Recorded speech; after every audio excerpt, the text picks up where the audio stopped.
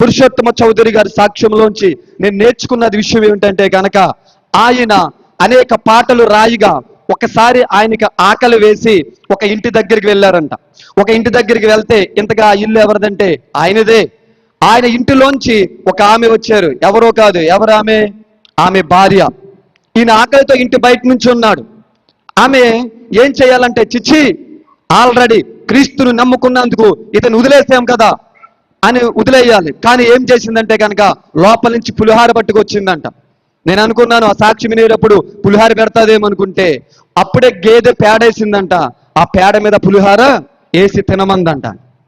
అప్పుడు పురుషోత్తమ గారు ఏం చేశారంటే, ఆ పేడ మీద ఉన్న పులిహార తింటా ఒక పాట రాశారు. యెహోవా నాకు తండ్రి కాదా, యేసు నా అన్న కాడా, పరలోకము నా పుట్టిల్లు కాదా, అక్కడ చేరుటకు నాకు వచ్చిన బాధలు ఎన్న తెగనవి కాదు అన్న ఒక అద్భుతమైన పాట రాశాడు.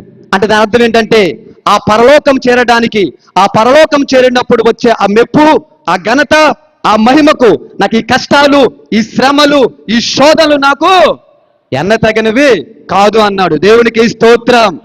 అది విశ్వాస జీవితం. మన విశ్వాస జీవితానికి వచ్చే పరీక్షలందు మనము నిలబడాలి. నిలబడితే గనక మనం ఒక రోజున మెప్పును ఘనతను మనము చూడగలుగుతాం.